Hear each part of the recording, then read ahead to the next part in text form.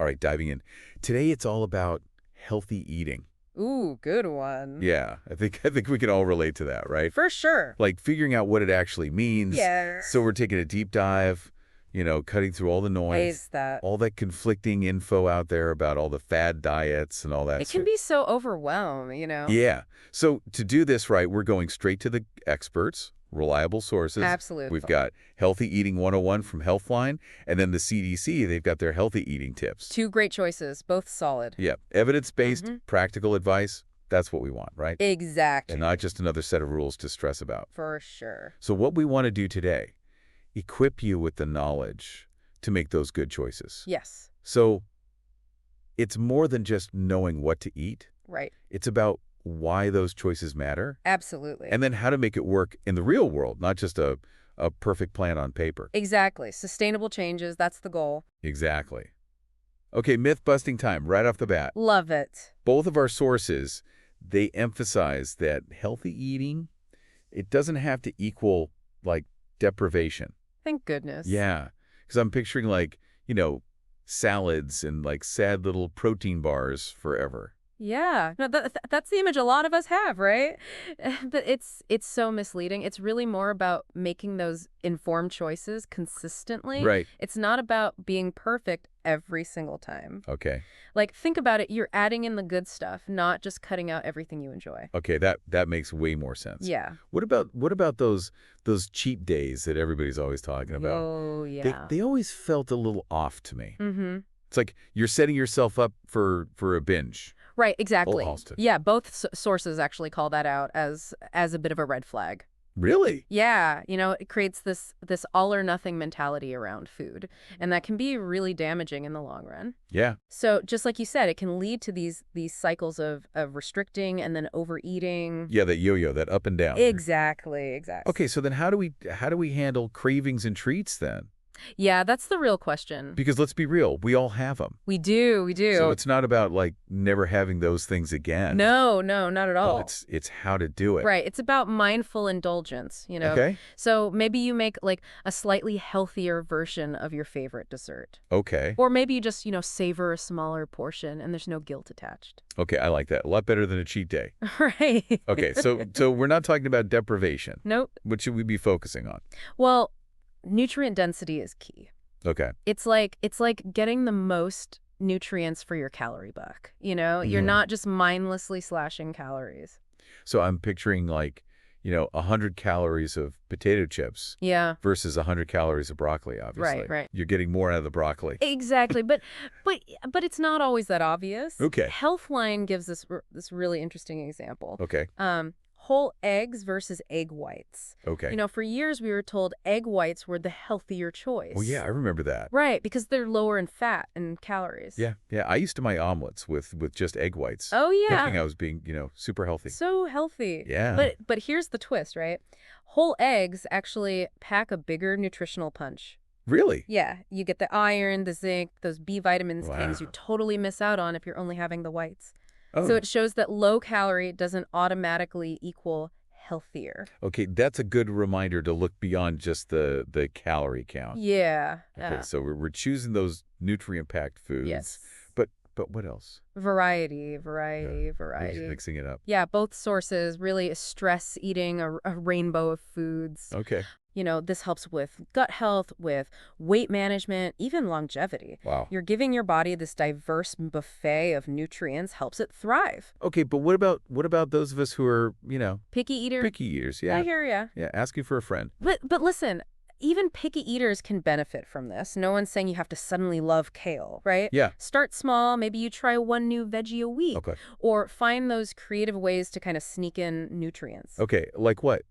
Oh, I blend spinach into smoothies. Ooh, you can't even taste I it. like it. Yeah. Okay, so we've got nutrient density, we've got variety. Check. Can we talk about macros? Oh, here we go. Carbs, fat, protein. Everybody seems obsessed with tracking them these days. It's a hot topic. Right. But the good news is both of our sources say that for most people, Oh, me. meticulously tracking macros isn't necessary.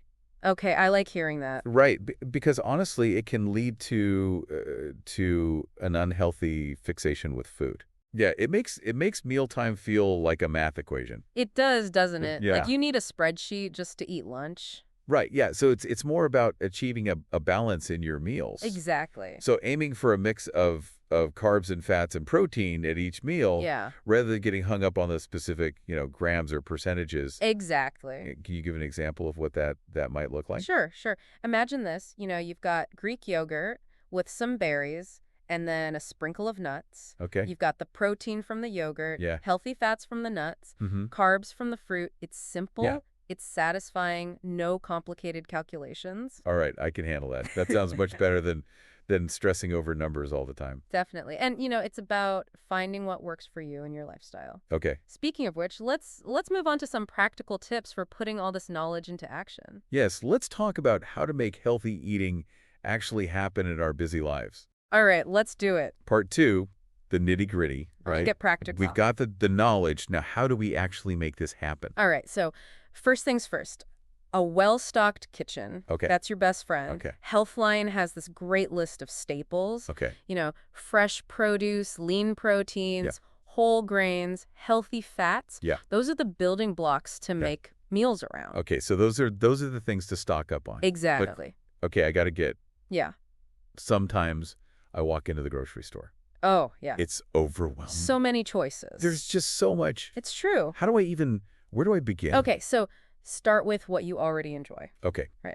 You love berries. Grab those salmon fan, stock up. Yeah. Build from there. Okay. You don't have to suddenly love kale overnight. That's a relief. Right. Small step. Okay, small steps, yeah. Okay, so you got those staples. Mm-hmm. Now that. Do I need to become like a meal prepping Guru? No, not necessarily. Okay. Both sources really emphasize that cooking doesn't have to be complicated. Okay. Maybe start with like 1 or 2 homemade meals a week. Okay. And go from there. Yeah, but I'm thinking about, like those weeknights. I know, the week. Right, I am just Exhausted. yeah, what then? Okay, so batch cooking can be a lifesaver. Batch cooking. Yeah, double a recipe on the weekend. You've got leftovers for lunches or quick dinners. Okay. Also, keep some healthy convenience items on hand, Like what? like, pre-chopped veggies, Okay. canned beans, Okay. things that make, like, throwing together a meal a little faster. Okay. So that takes the pressure off a little bit. Exactly. Okay, so we've talked about food. Yes. Now, what about drinks? Okay, drinks. I know, water, super important. Water is crucial, yes. But let's be real. Sometimes it's just boring. It can be, Yeah. yeah. It can be. So both of our sources, they have some fun suggestions for kind of jazzing up your hydration. Okay, I like that. Yeah, the CDC recommends adding like slices of lime, lemon, or cucumber to your water. Ooh, cucumber water. I love that. So refreshing. Yeah. Right. Oh. Healthline mentions low-fat or unsweetened fortified soy milk Okay. as a good alternative. Okay. Especially if you're looking for a variety, you get that protein and calcium. Okay. But just make sure it's the unsweetened kind of. Got it. Yeah. Unsweetened soy milk. All right, now let's talk about food labels. Oh boy. I know they can feel like a secret code sometimes. They really can. There's so much going on. Right, but they're so important. Okay. Both of our sources really stress this reading the labels, There you go. especially watching out for added sugars, Okay. saturated fat, Mm-hmm. and sodium. Okay, so what specifically should I be like looking for? Okay, so the CDC, they warn about the sneaky names for added sugars. Sneaky names. Like Yeah. what?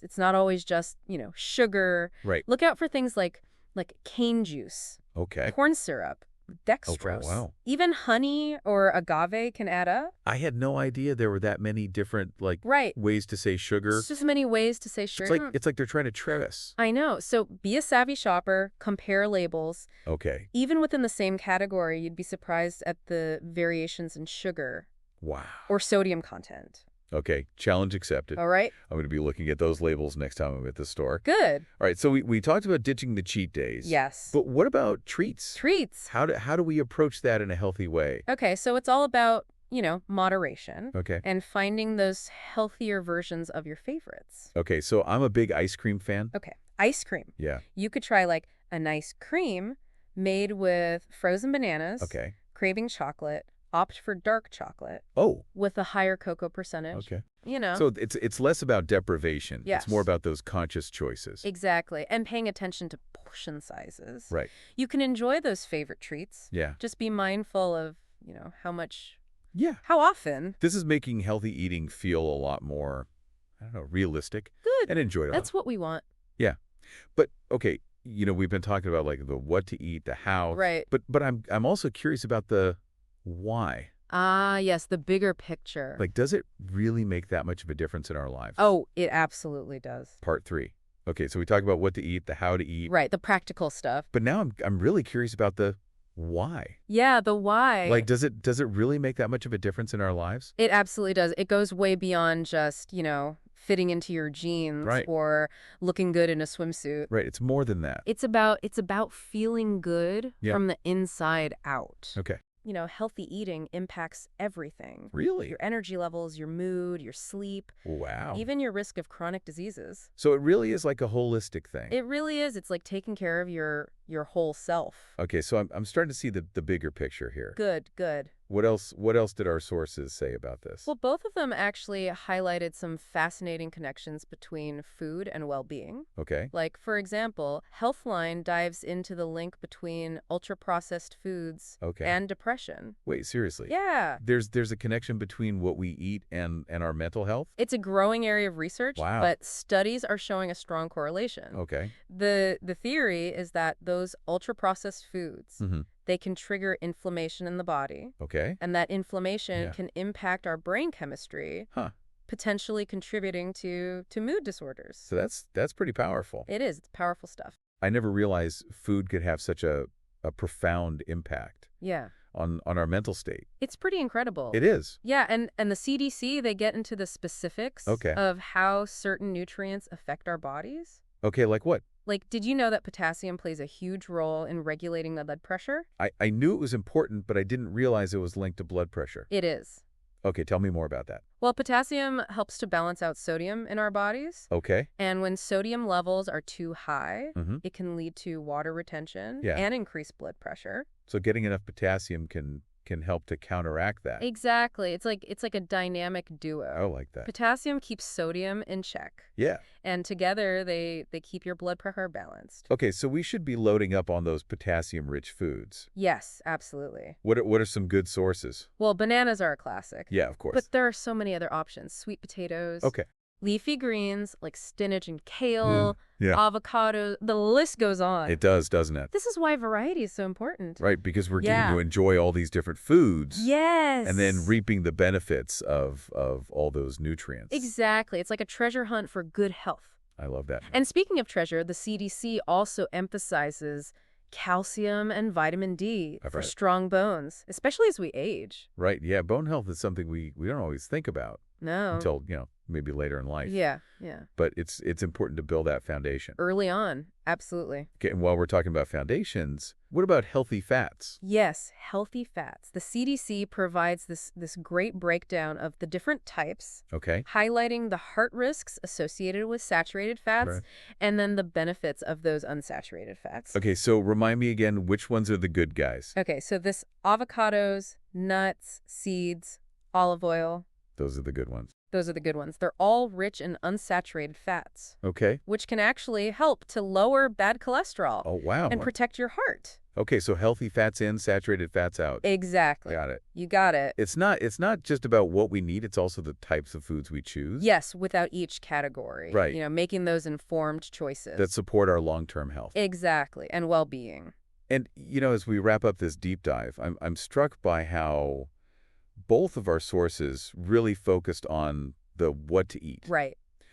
But I think an equally important question is how we eat. Ooh, I like that. Tell me more. Yeah, so consider things like mindfulness, Okay. portion control, and really savoring your meals. Yes. Can you turn healthy eating from a chore Right. into a source of pleasure and nourishment? Such a great point. It's not just about the food on your plate. It's the mindset we bring to the table. I love that. That's a really good point to leave our listener with. Yes.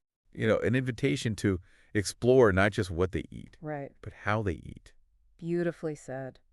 Well, that's all the time we have for today's deep dive into healthy eating. Yeah. We hope you've gained some valuable insight I think so. and feel empowered to make some sustainable changes in your life. Yeah, absolutely. As always, we encourage you to keep learning, keep experimenting, and find what works best for you. Yes. There's no one-size-fits-all approach. It's So true. until next time, See? bye.